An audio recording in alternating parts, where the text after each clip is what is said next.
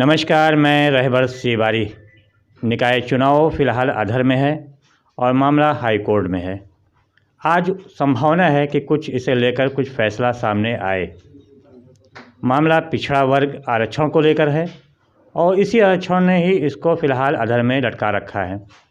संभावना क्या है? बहुत सारी संभावनाएं भी हैं, उम्मीदें भी हैं कि शायद पिछड़ा वर्ग जो आरक्षण को लेकर वहाँ पे याचिकाएं दाखिल की गई हैं, न्यायपालिका से उन लोगों को न्याय मिलने वाला है, मिलेगा जिन्होंने याचिकाएं दायर की हैं।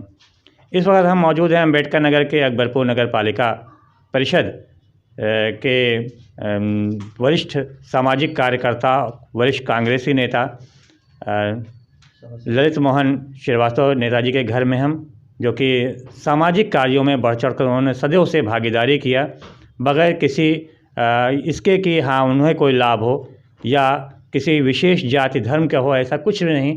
सभी के लिए उन्होंने बढ़ चढ़ कर कार्य किया, चाहे वो गरीब हो, अमीर हो, किसी भी समुदाय से वो संबंध रखता हो, सभी का उन्होंने साथ दिया और हमेशा बढ़ चढ़ कर उनके सुख दुख में भागीदारी भी किया।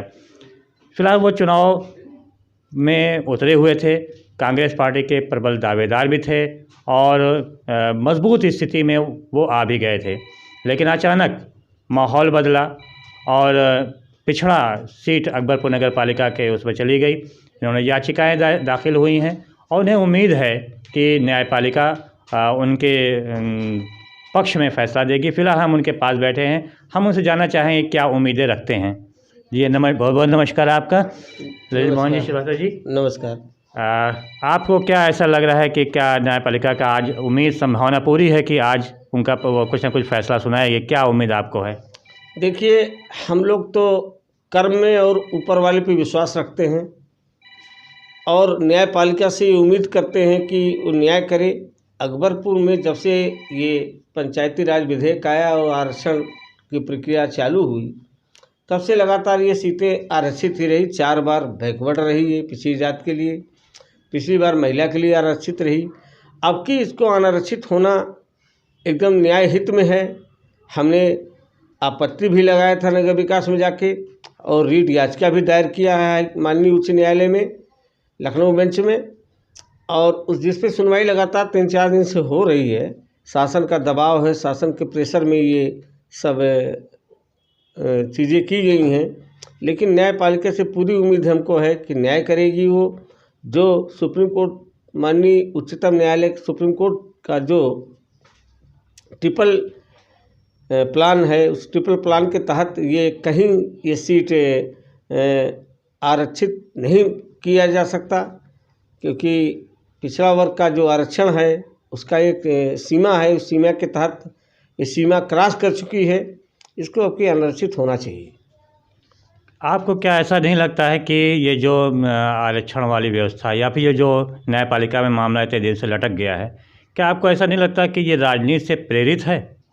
ये पूरी तरह राजनीति प्रेरित है। जो भी गवर्नमेंट रहती है, शासन रहता है, वो अपने हिसाब से अपने उम्मीदवार खड़ा करता है वो, और विशेष लोगों को जिनको जानता है कि ये चुनाव में अच्छी फाइट देंगे, उन लोगों को किस एन केन प्रकरण चुनाव से बाहर करने की प्रक्रिया इस्तेमाल करता है। इसके पहले भी 2011 में भी मैं तैयारी किया था। बहन जी की, मायावती जी की गवर्नमेंट थी, 10 में ही डिक्लेरेशन हो गया था कि ये सीट अनारक्षित रहेगी, क्योंकि 3 बार बैकवर्ड हो चुकी थी ये सीट। इसके बाद लास्ट में वो विधानसभा चुनाव पहले हो गया, नगर पालिका डिटेन कर दिया गया, तो उस समय मैं लगातार 1.5 साल दौड़ा।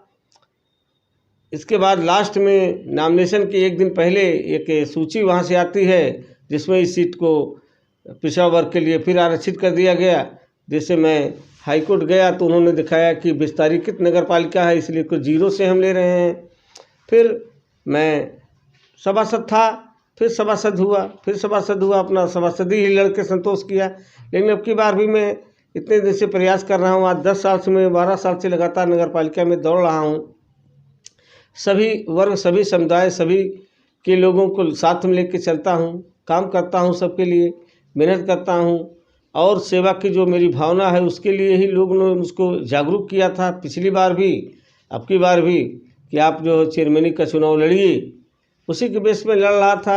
मुझसे ज़्यादा आहत मेरी समाज के लोग जो किसी भी जाति धर्म के हों, सब लोगों को इस निर्णय से, सरकार के इस निर्णय से बहुत वो लोग आहत हैं। और मुझसे जो उन्होंने कहा कि आप रिट याचिका दायर करिए, आपत्ति लगाइए, सब मैंने कर दिया जितनी प्रोसीडिंग होती है। अब न्याय पे पूरा भरोसा है, न्यायपालिका क्या फैसला देती है, जो देगी वो सम्मान्य होगा।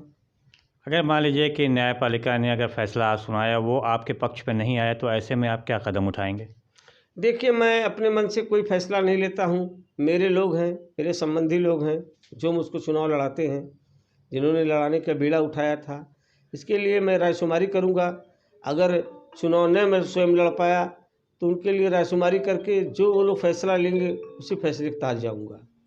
क्या आपको नहीं लगता कि सरकार इस वक्त डरी हुई है कि जो राहुल गांधी की भारत जोड़ो पदयात्रा हरियाणा में फ़िलहाल मौजूद है, और दिल्ली की सत्ता ये नहीं चाहती कि वो दिल्ली में प्रवेश करे या उत्तर प्रदेश पर प्रवेश करे। इसे लेकर कोरोना का हवाला दिया जा रहा है, और ये केंद्रीय स्वास्थ्य मंत्री ने राहुल गांधी को पत्र भी लिखा कि कोरोना को देखते हुए, राष्ट्रीय हित को देखते हुए पदयात्रा को समाप्त किया जाए। तो कहीं ऐसा तो नहीं है कि सरकार उनकी पदयात्रा से जुड़ी है और इस चुनाव को वो अप्रैल मई में ले जाना चाहती है?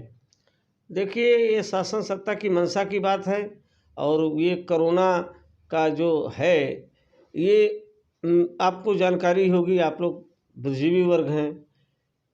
पश्चिमी बंगाल में चुनाव पीक का आवर चल रहा था कोरोना का।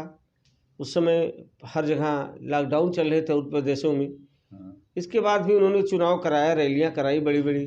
उस समय इनको कोरोना का डर नहीं लगा। अब इन कोरोना का हवाला दे के माननीय राहुल गांधी जी की यात्रा को रोकना चाहते हैं। कहीं न कहीं ये 2024 को देख के ये लोग ये फैसला ले रहे हैं। अब जो भी हो, क्योंकि शासन सत्ता उनके हाथ में, वो कुछ भी कर सकते हैं। अब उसकी लड़ाई लड़ी जाएगी। अंत में आप अकबरपुर नगर पालिका वासियों से क्या कहना चाहेंगे, क्या अपील करना चाहेंगे? देखिए, मैं अपनी प्रिय जनता, अपने प्रिय सहयोगी जनों से यही अपील करता हूँ कि सब्र करिए, सब्र का फल मीठा होता है। अगर आपके मनोभावनों में ताकत है, ऊपर वाले पे विश्वास है, तो न्यायपालिका पे भी विश्वास रखना चाहिए। हो सकता है मैं न्यायपालिका से मेरी जीत हो और मैं पुनः इस चुनाव में भागीदारी कर सकूं। आप लोग धैर्य रखें, संयम रखें। समय सबका आता है, आपका भी समय एक दिन आएगा, और इस न्यायपालिका पे भरोसा रखना हमारी दायित्व है, क्योंकि हम भारत के नागरिक हैं। और अब इसी का ही भरोसा है। रह गई बात, मैं जैसे था, जैसे आप लोग साथ जुड़ा था, उस तरह से आपके साथ रहूँगा, कंधे से कंधा मिला कर चलूँगा। हर सुख दुख में मैं आपके साथ भागीदारी पूरी तरह करता था। जो मेरी हैसियत है, उस हैसियत के हिसाब से मैं आपके साथ हमेशा रहूँगा, हर पल रहूँगा। जैसे था वैसा ही रहूँगा।